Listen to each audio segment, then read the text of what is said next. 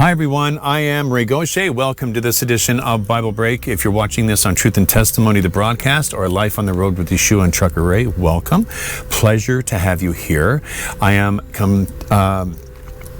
concluding a two-part series, just 2 parts, on the story of Noah's Ark. And when I say story, I want to make it very clear that this is a true story. Whether some people will tell you that it's not true, the evidence is very, very clear.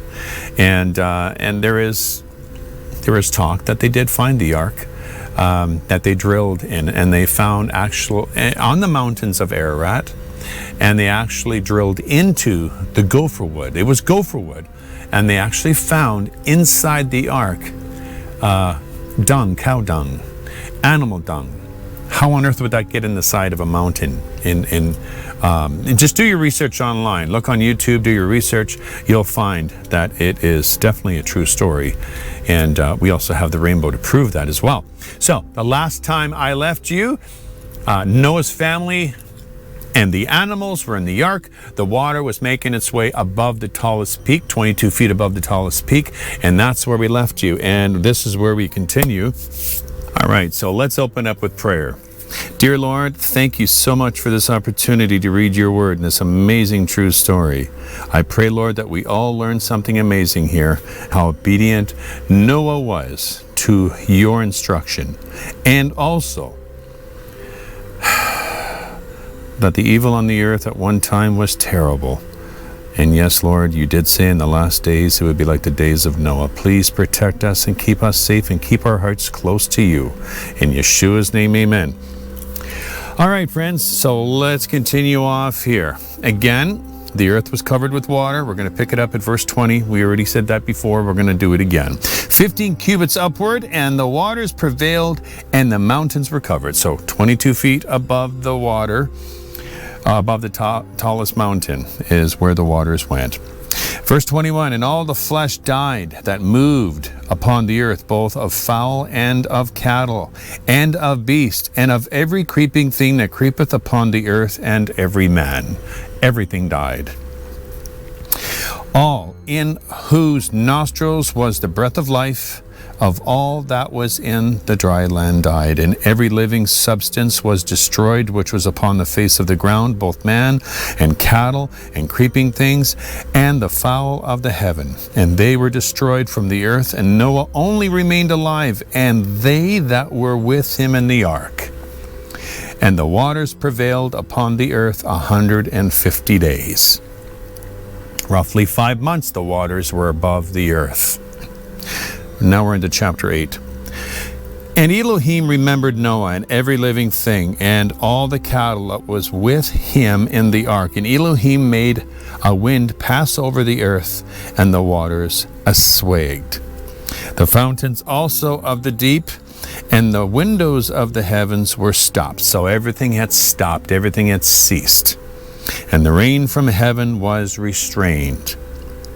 And the waters returned off the earth continually. And after the end of the 150 days, the waters were abated. And the ark rested in the 7th month, on the 17th day of the month, upon the mountains of Ararat. And the waters decreased continually until the 10th month. In the 10th month, on the 1st day of the month, were the tops of the mountains seen. Oh, that must have been a relief. 5 months in a boat like that with all those animals. Probably didn't smell very good either. And it came to pass at the end of the 4 days that Noah opened the window of the ark which he had made. And he sent forth a raven which went forth to and fro until the waters were dried up from off the earth. Also he sent forth a dove from him to see if the waters were abated from off the face of the ground. But the dove found no rest for the sole of her foot. And she returned unto him into the ark, for the waters were on the face of the whole earth. And he put forth his hand and took her and pulled her in unto him into the ark. So he sent a dove out and could not find any place to rest. And he stayed yet another 7 days, and again he sent forth the dove out of the ark, and the dove came in to him in the evening, and lo, in her mouth was an olive leaf plucked off, so Noah knew that the waters were abated from off the heaven. That must have been a really nice sight. And he stayed yet another 7 days, and sent forth the dove, which returned not again unto him any more. So the dove said, I'm out of here. And it came to pass in 601st year, in the first month, the first day of the month, that the waters were dried up from off the earth, and Noah removed the covering of the ark. And look, and behold, the face of the ground was dry. Verse 13, and it came to pass in the 601st year, in the first month, the first day of the month, the waters were dried up from off the earth. And Noah removed the covering of the ark, and looked, and behold, the face of the ground was dry. And the second month, on the 7th and 20th day of the month, was the earth dried. And Elohim spake unto Noah, saying, Go forth of the ark, thou and thy wife and thy sons wives with thee. Bring forth with thee every living thing that is with thee, all the flesh, both fowl and the cattle, and of every creeping thing that creepeth upon the earth, and they may breed abundantly in the earth, and be fruitful and multiply upon the earth.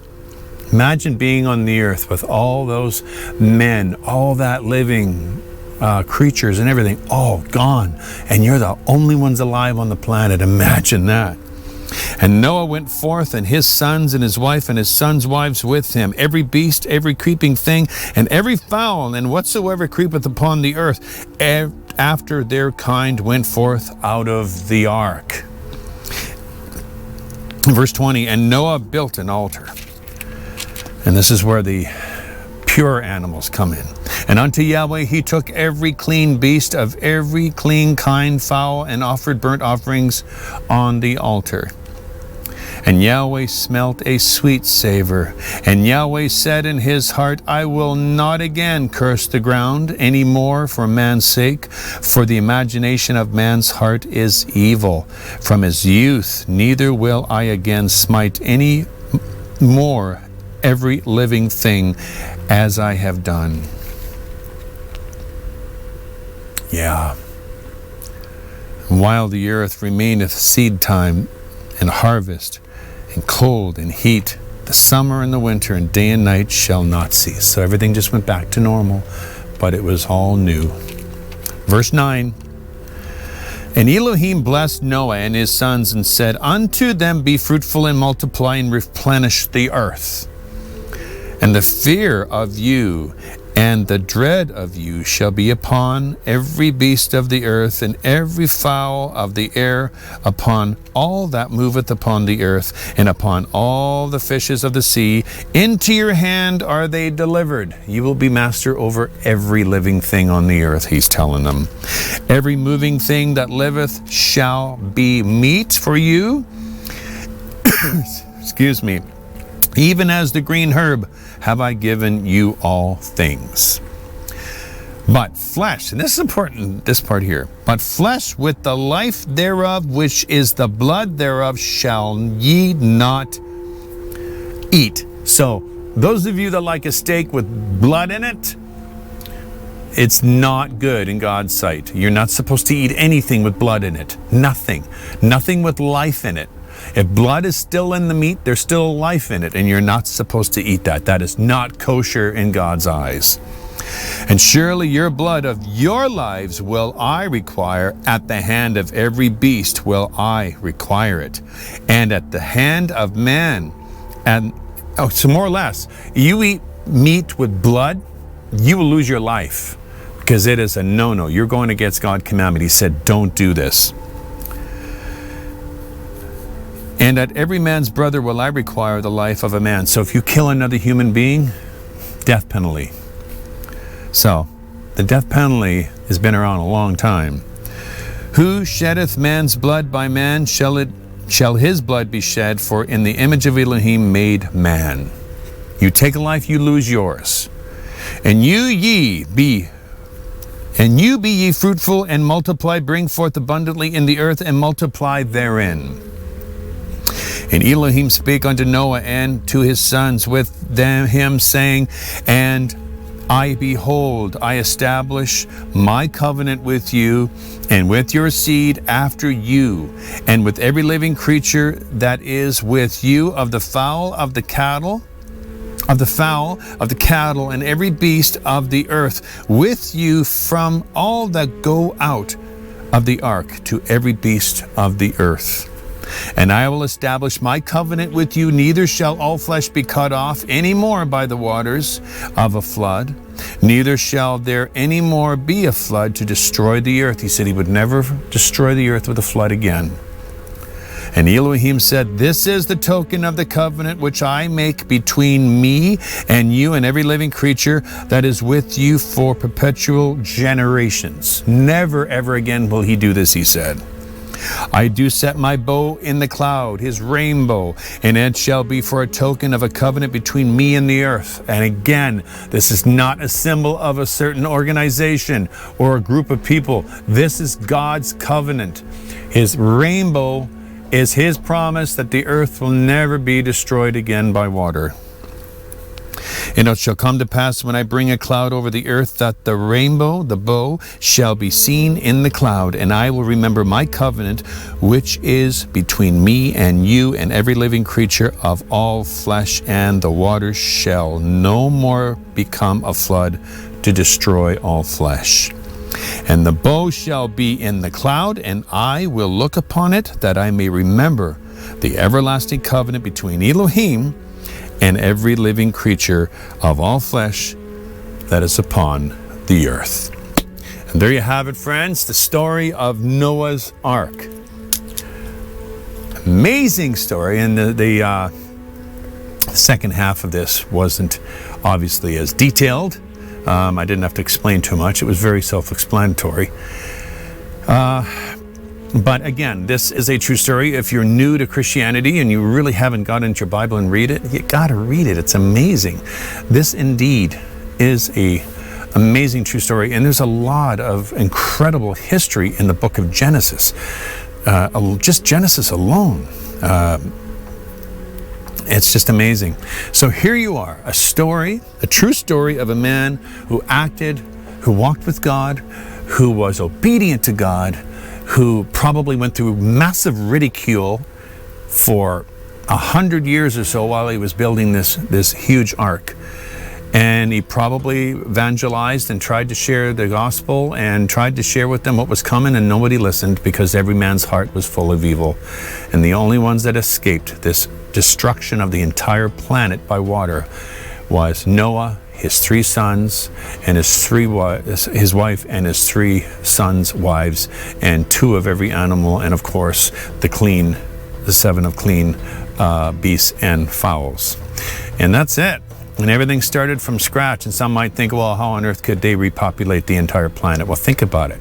600, what did it say? 600 or I can't remember what they said the year was, but look, just get an idea of this. What was the population of the earth, say, back in the 1900s? I don't even know what the number is, but I do know now it's about 8 billion. So if you think about it in the 1900s, that's just a century. Say 2000 or 1924. Okay, 100 years. I don't know what the population of the earth was back then. I would like to assume it was probably closer to maybe 3 or 4 billion. Maybe not even that much. Now it's literally doubled in 100 years. Imagine how that, as it populates and populates more and more and more, yeah, so it is possible. If the earth was populated with Adam and Eve, it certainly can be populated when you have 3 sons and with their 3 wives. It didn't take them long. But of course, as we look after that in history, evil continues on the earth. Well, friends, I hope you enjoyed this mini-series on Noah's Ark, and I hope it blessed you. Until next time, whether it's myself or Adrian Scott at the helm, God bless you all in the name of Yeshua. Bye for now.